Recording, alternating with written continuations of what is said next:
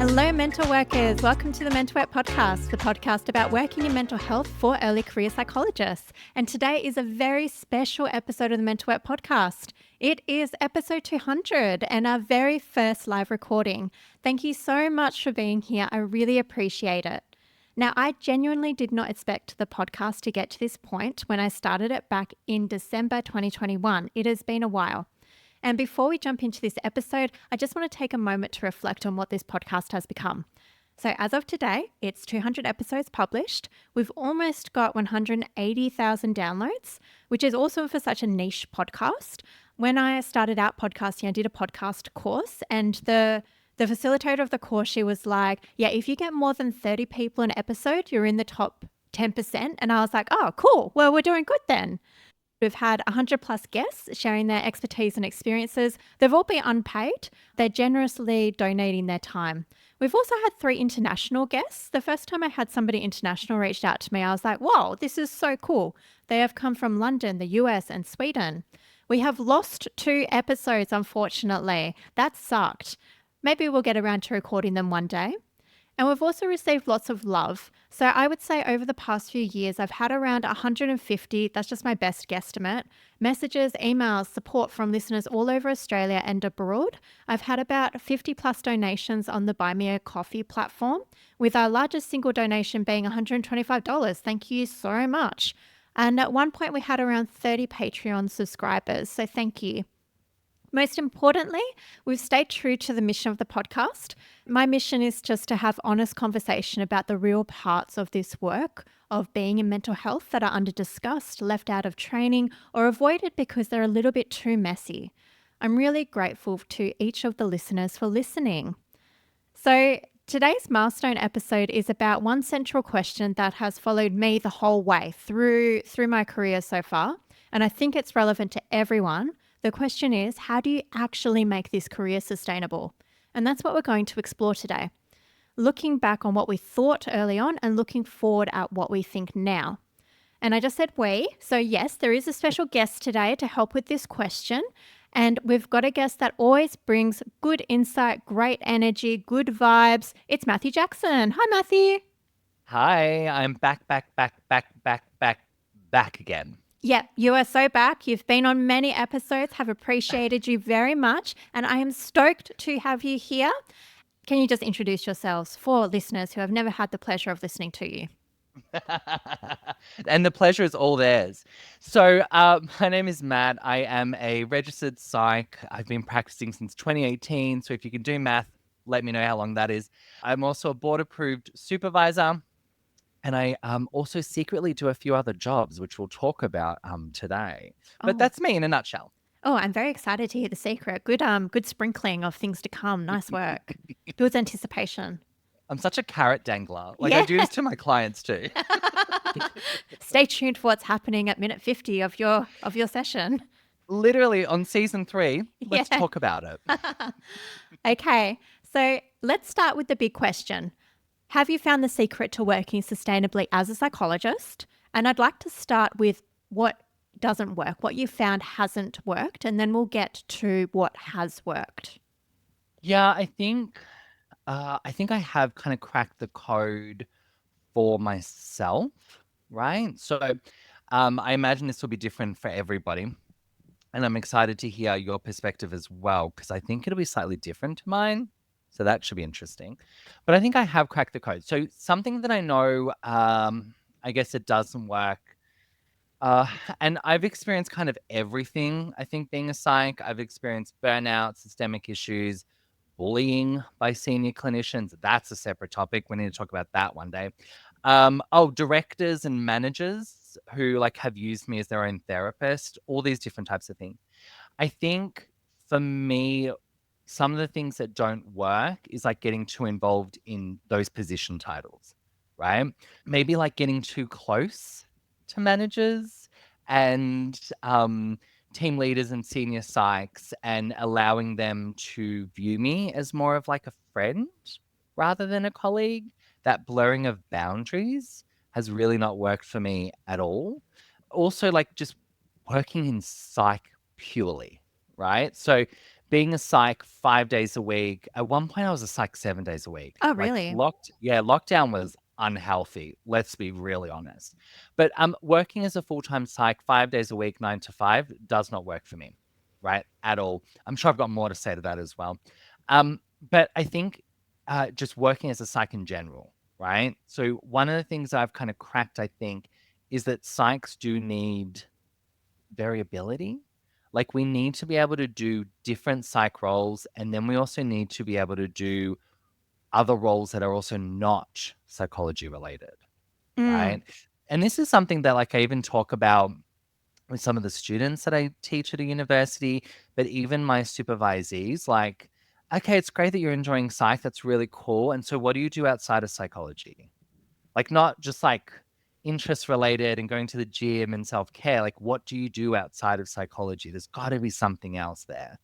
I'm curious to know what it's like, what hasn't worked for you. Yeah, you mentioned a lot of themes that I also resonated with. So, when you were Mm. talking about boundaries with supervisors and managers, Mm. I wrote down something that was similar to that. And the thing that I wrote down specifically was being with supervisors who I guess appear to think that they can be more casual or even just a little bit Oh. more emotionally dysregulated with you because I don't know if their perception is that this is quite a different relationship.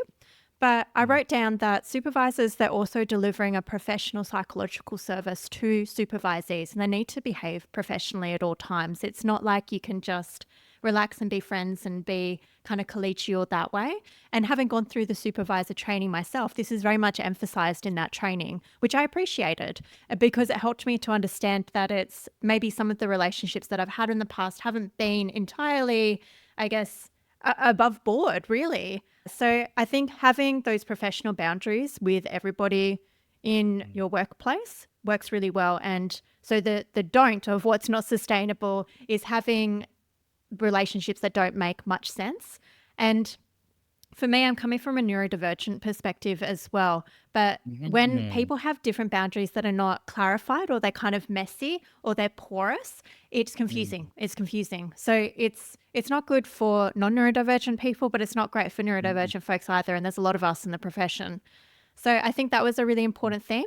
I totally agree with you about doing therapy work all the time. That's definitely Mm. something that I've worked out that is not sustainable for me. And I know this is so individual. So all the things we're going to talk about on this episode are so individual and learned through experience. I know folks that just can do therapy 5 days a week Mhm. and they see 6 clients 5 days a week. And I think they're more or less fine. I don't know. That's what they say. But but if that's somebody, if that is your passion and you feel that you have capacity to do that and you can do that well and sustainably, there's no issues with that. But I think what Mm. you and I are pointing to that it's like, look, we know ourselves and that's not the Mhm. most sustainable way for our career moving forward. So having that Yeah. variety is what I'm gunning for now these days. Oh, I love this. And I think that's kind of like one of the important takeaways, right? Is that if you can do therapy 5 days a week, 8 clients a day back to back, amazing. Like I love that for you. But as you've just said, you and I, we're not that type of person. And if you're not, that's also fine. Like make the career work for you rather than making you work for the career. Yeah. And I have to say, like, it has improved over time. I think earlier as a provisional or more early career psych, I think I was still learning to have that nice balance between being invested in my clients and having that detachment, not carrying the work home. And I think it's just, I've learned over time that it's just a practice and experience thing because now I feel that I can do Yeah. good work with my clients and I can be in the room with them and very present. And then when I Mm. go outside of that room, that's my time. So I don't bring Yeah. stuff home anymore. And I find it quite easy these days. And it's not that I don't care about my clients, I care about them very deeply. But I find Yeah. that having these protected boundaries between their time and my time works so much better for sustainable practice. Oh God, yeah. Sometimes I think back to like Um, a similar time of like, well, how was I able to like not take my client stuff home? And really, I think it was just because I got burnt out. So I think I had no other choice. And there's something kind of protective in, in your early years, maybe over caring for your Yes. clients. There is something really protective in that.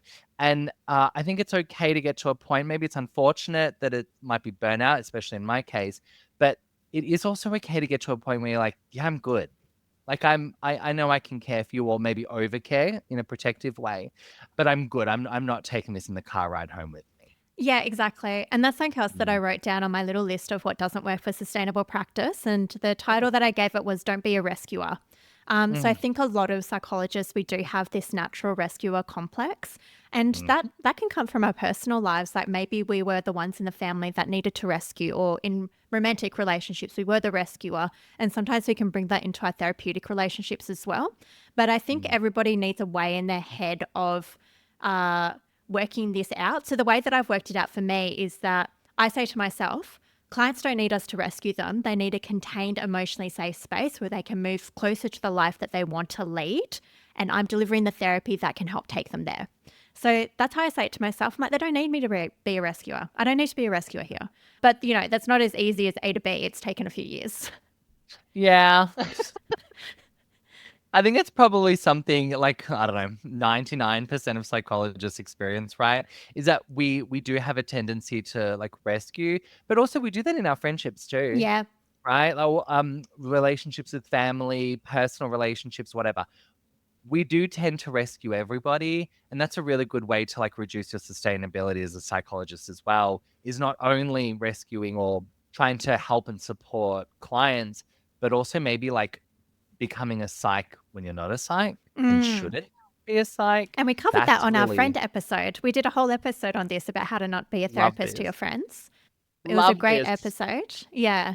But it's so true. The only other Mm, thing I had on my list was something quite specific, which was just talking about placement scarcity. And I don't know if you can relate to this, but I'll just mm, share it anyway. So sometimes with 5+1, so your internship program, or if you're a registrar, or in my case, I was recently doing the post-registration clinical masters program. Sometimes mm, because you really need a placement, you can go into a workplace that has psychosocial hazards like bullying or other exploitative practices because you need the hours and the placements are scarce. And sometimes mm. there's literally no other opportunities available. And I don't really know how to fix this, but my only thing that I wrote down was that if you work out if a workplace is exploitative, then don't try and save it, just leave. What's your Get out. thoughts? Run. Run. I think yeah, this is like rampant within psychology, especially within, placements of students for Yeah. sure. But even just in like an everyday clinic or whatever type of setting, this is rampant in psychology. I mean, this was kind of on my list somewhere that I wanted to talk Oh, about good. was a lot of psychs needing their own therapy. Yes. Right. And I see this a lot in like senior clinicians and directors who really do need to do the work. And because they don't, it makes the workplace really toxic. And as you said, when you are a student, it can feel like there is no other choice. Sometimes there actually is no other choice, as you also said, but it can really feel like that.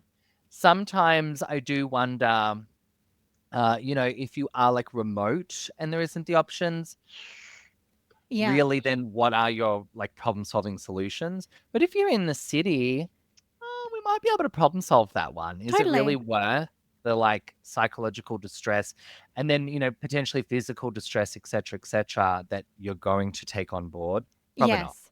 Yeah, it's really, I mean, it's depending on the workplace. And I've covered this Mm. before in my harmful supervisor episode, actually, because I was Yeah. saying, like, if you feel safe and able, do bring it up with your supervisor. They genuinely may not be aware. And the same as with your workplace, they may Yeah. genuinely not be aware of what this system is creating pressure and stress for you. So it's good to bring that up. But you can only go as far as they are willing to listen.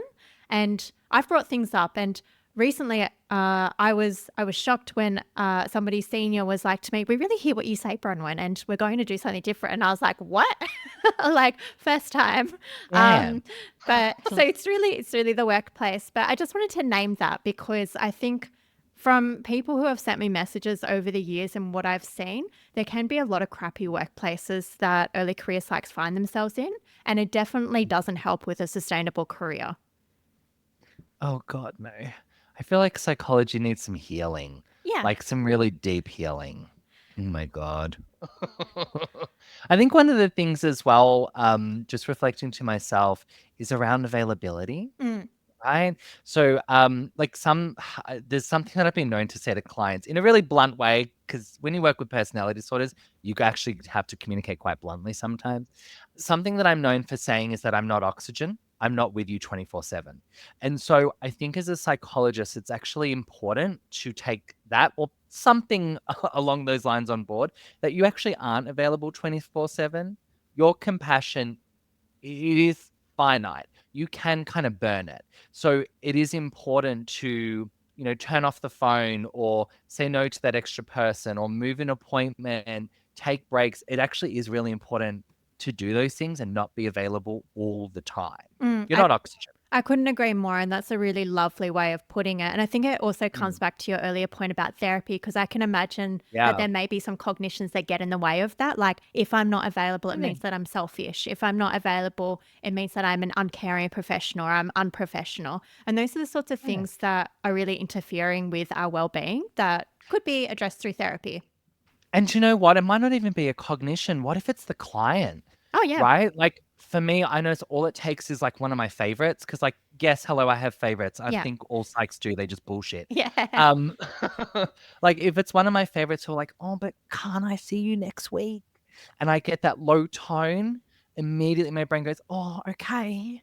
Yeah, let's do it. Do you want like a 6 a.m.? Sure. Like, Yes. no, right? Like we do have to be aware of whether it's like an internal cognition or something external to us and how that prompts that response of like always being on. Because you're Oh, not. so true. And it can lead to creep Mm, before you know it. Like when you just said like, can I do a 6 p.m. or mm. something?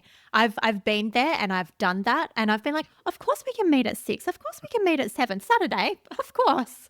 And then it's like it's past Bronwyn screwing over future Bronwyn, and then I have to go back and be like, you did the wrong thing, and like, how are we going to learn from this, and what are we going to do next time, and what have we done wrong?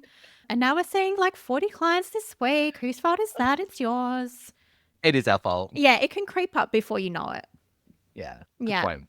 Have you got any other points to make about what doesn't work for sustainable careers?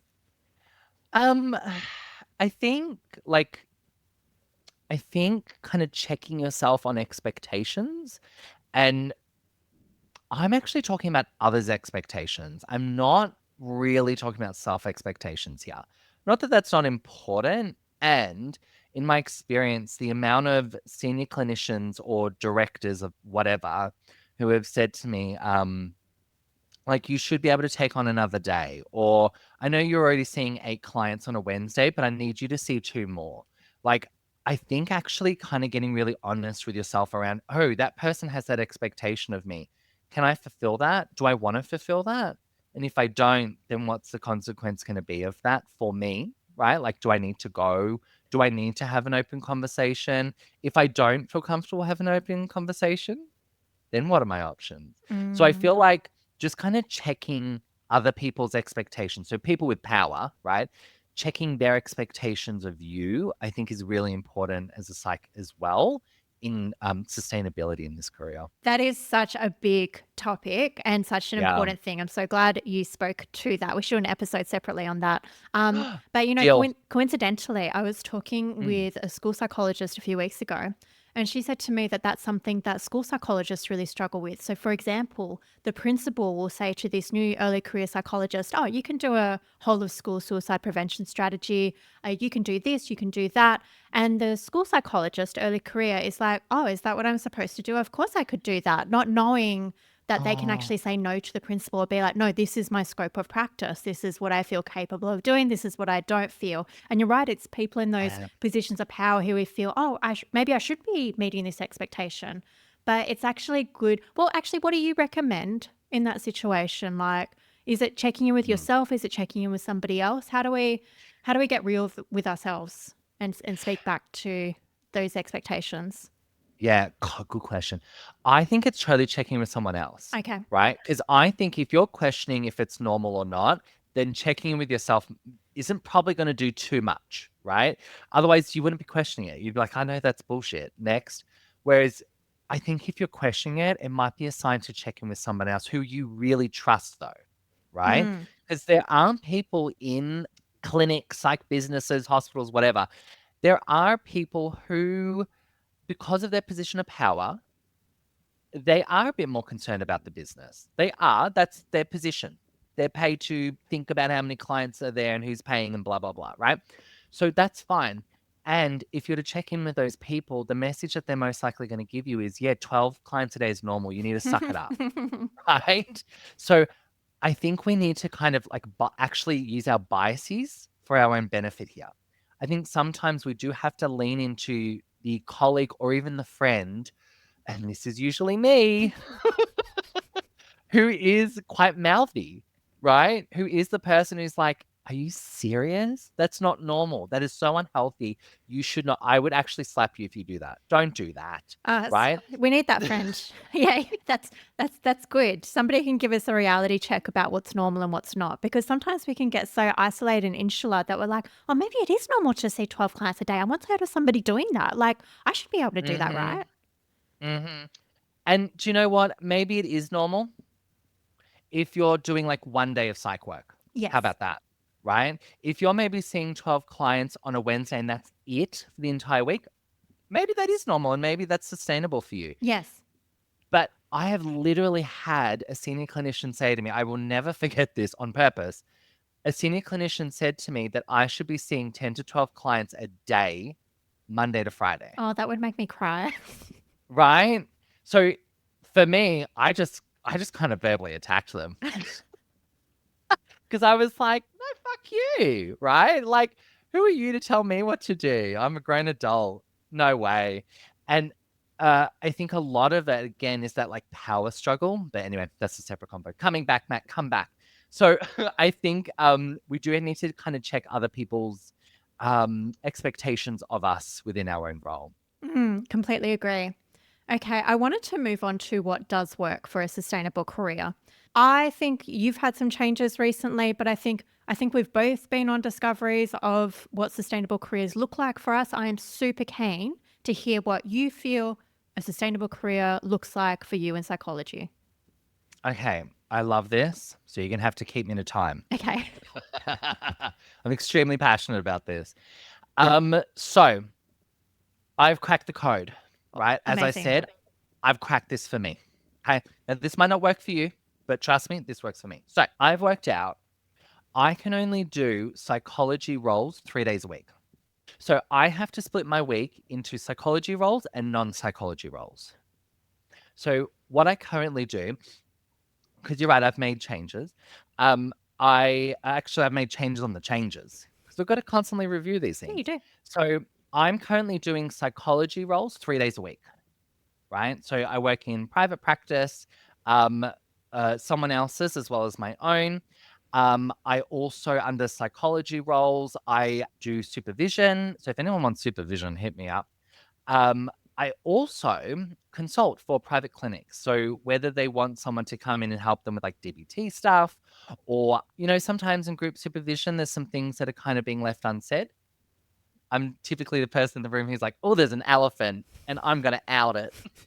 So I'll kind of, do some consultation with private clinics around maybe setting up some group supervision, or I do a lot of like self-care and sustainability presentations for clinics, things like that. So that's like my psychology role. Then 2 to 3, depending on a weekend, I do non-psychology stuff. So outside of psychology, I'm a professional and soon to be famous, thank you, TV, drag queen. So that takes up a good like maybe day of my week and is incredibly creative, right? I get to like be funny and silly and all that stuff. And I actually don't have to think about therapy at all. Mm. So I will always kind of start my like bingos and stuff with like, we're here for fun. If you get insulted, go tell your therapist because I'm not them. And I kind of love it because they don't know I'm a therapist. I love it. Saucy. Right? But do you know what? I also do mindfulness breathwork classes at my local gyms. Oh, amazing. Right. And I don't see that as psychology work because I'm actually not entering the space as a therapist. I'm not here for any of that. I'm purely just here for mindfulness practice. And I do that outside of psychology in my actual like real day-to-day life. So for me, it fits into that category quite well. But I'm also starting like 2 businesses, right? I'm starting a business with my partner around 3D printing. That's And I'm awesome. starting a business. Yeah, thank you. and I'm starting a business with my mum around soaps, like natural organic soaps. So for me, psychology it has to be contained to 3 days a week. I really can't extend it any more than that. It's too much. Oh, and I also teach at a uni. Oh, So there's like marking involved in that too. That takes up a lot of time. So I have to be really aware, like when I'm planning my weeks, that like it's only 3 days, Matt. The other four, have some fun, right? mm. So that's how I've kind of worked out sustainability in regards to like psychology, non-psychology. So it sounds like managing your energy across a variety of things that feel deeply meaningful to you. Yes, because I think that's something that I've definitely experienced, but a lot of people who I've supervised have also said this in their own experiences, that like psychology has become their identity. Mm. And I definitely felt that. It became all of me, and I was not able to take off the hat at all. I almost didn't want to, because then who the hell was I?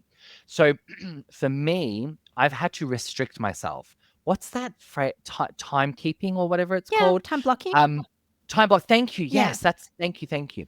So I've had to use that, right? Like that's typically used with like diaries and organization. I've had to use that for psychology. I'm like time blocking myself into a certain amount of days or hours per week. And outside of that, then I have to work on the other parts of my identity. Like, who else am I outside of this? Which has totally changed me as a therapist, by the way. Like, that's a whole nother topic. But being a non psych has totally impacted me as a psych in really positive ways. So, Mm. yeah, I've had to like not only diversify my work, but make it really varied, super varied to keep it interesting. Oh, I loved hearing about that. You do so many amazing like things which really give to a wide variety of sections of the community as well. Like even being a drag, like you give people a really fun and enjoyable time, like with you and their friends. It's really lovely. Yeah. And do you know what? You can do it. Like, I remember being told by a supervisor, and if you listen, you're going to know who you are. I remember being told by a supervisor, don't do drag. Oh. Yeah, I remember being told directly to my face, don't do drag because if APRA finds out about it, they're not going to be happy. And I Mm. remember like, why won't they be happy? I'm not doing anything psychology related. I'm not, bringing down the name. I'm not like, I'm not talking poorly or badly about psychology. I don't want to do anything psychology related when I'm in drag. Yeah. Yuck. Yeah. Um, and I think I just had to like fire that supervisor and come to realize that like I've been doing this since 2019, right? I've been doing drag for a long time, like 9 years or something. APRA have never emailed me about it. Yeah.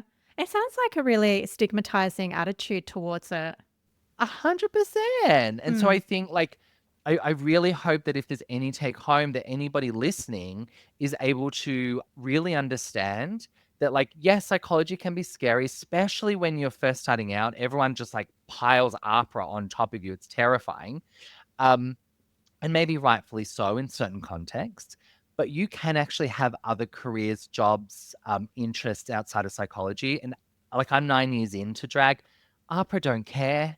They don't care. So I think it's fine, people. Yeah, no, it's really good to hear that, I think. I think a lot of therapists, they have this creative side of them and they want to do something like the soap Oh, making or like the furniture making. I don't know what people do, yeah. stuff like that. They want to do it, but they're like, oh, will somebody come after me? I think that's really natural and Right? normal to feel that way. So it's really heartening to hear from you that, look, I'm doing my passion. I've separated the psychological work from the non psychological work. It's not like I'm bringing Mm. anybody into disrepute or behaving in a way that is No. like discriminatory or like, No.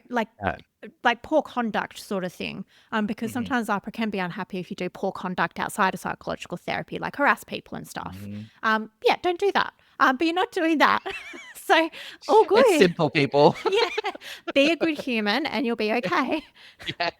Now Yeah. tell me what works for you. I'm so keen. Okay, yeah, I find it really I find it really interesting our different approaches. So, like you, I had a bit of a crisis when I stopped doing therapy for a bit and I was like, who am I? Am I still a psychologist? And I felt like my identity was very much tied into being a therapist who does therapy.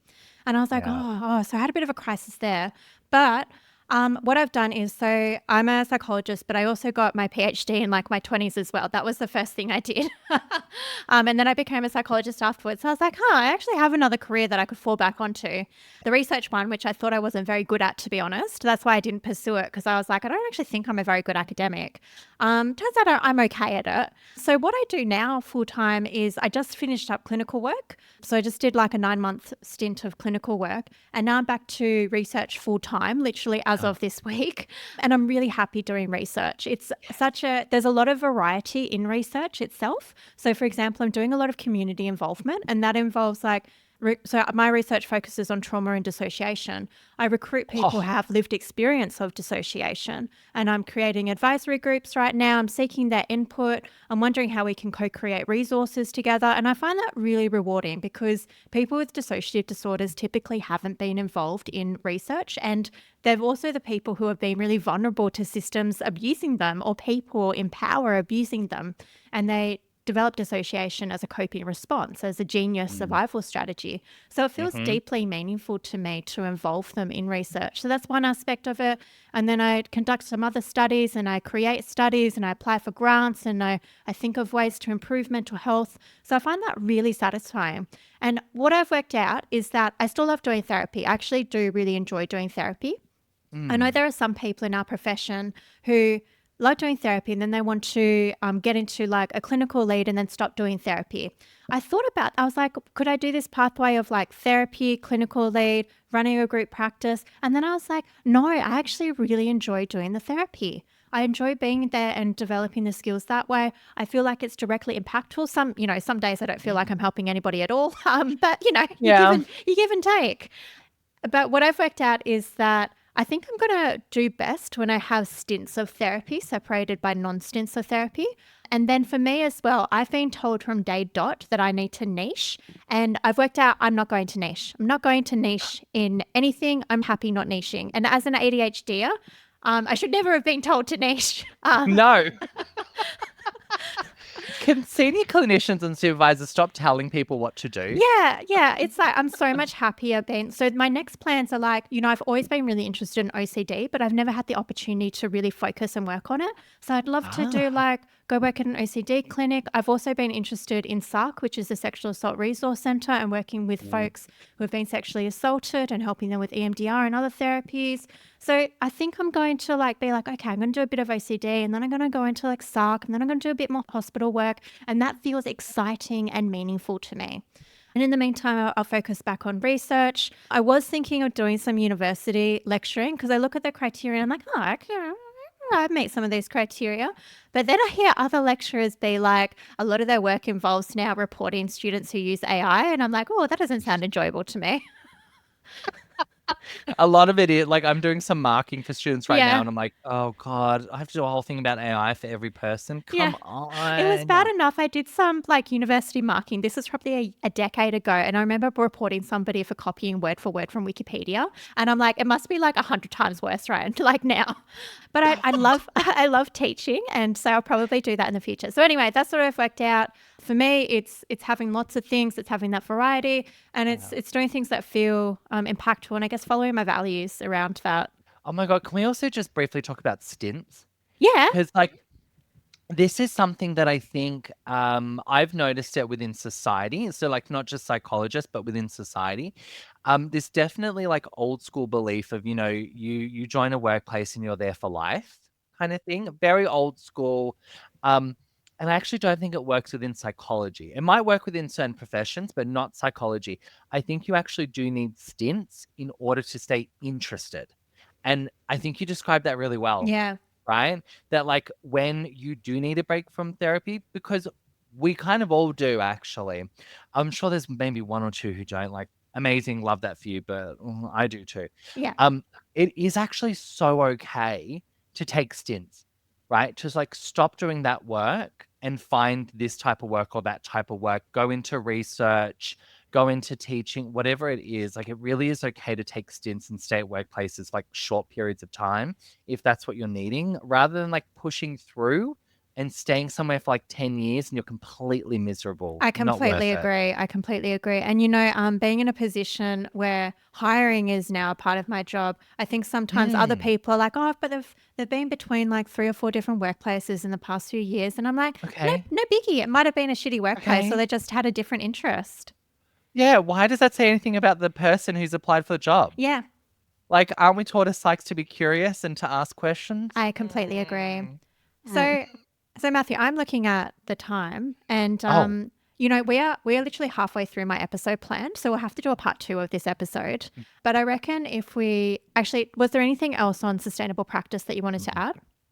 no, go for it. Yeah. So with kind of wrapping up, I reckon we can do Mm. this final segment, which I think is a good one, but I've titled it as "We Almost Quit." Oof. And I think my final round of questions will be around what's keeping you in the field, why haven't you left? Oh gosh. Um, okay. I feel like why I haven't left. Let's start with that. I haven't left for multiple of reasons. The first one is super practical. Psychology pays well, and I have a mortgage. True. Point blank, period. It is what it is. Suck it up if you don't like it. Yeah, no, I relate to No, that. I'm kidding. I do though. It's so true. Yeah, Money, it's yeah. practical. Yeah. I'm sorry, but in 2026, with the cost of living and everything, et cetera, I'm not playing games. Yeah. So, psychology pays well, and I do quite like that part. So, practically, love that. One of the other things that has kind of kept me in psychology is actually my clients winning. I Mm. fucking love it, right? Had a massive win this morning. Can't really tell you more because it would massively break confidentiality, unfortunately. But had such a massive win with this client who's been seeing me for probably 4.5 years, long-term client. And it was such a dramatic win that I was like, I'm going to cry. So let's cry together because I can't take this. Third answer to it is I also do really like the flexibility. I've got to be honest. I like that we can have stints. So Mm. that's a tick for me. Like I love drag, love making soaps, love all of that. I don't see myself doing anything for like 3 or more days a week. I don't. Um, and so I think it's really important for me to help people in the way that I am. That's super important for like my life and what I think will happen to like spiritually speaking, what will happen to like my soul when it's my time. So yeah, there's quite a lot keeping me there. What's keeping you in Well, psychology? it's very similar. It's interesting to hear you talk Mm, about it. What I heard from you was that it connects with something very deeply important. And when you see yes. that your work is translating to changes in people's lives, that can just feel Oh, to the point where you just feel like crying. It can just love be it. amazing. And yeah, like I think we've both been very close to quitting at some point, and I've literally had tearful discussions with my supervisor about it. And then I realized, yeah, what I needed to do to make this sustainable for me. And I think why I stay is because I think good therapy can be very impactful. And so I try and be as helpful as I can in therapy.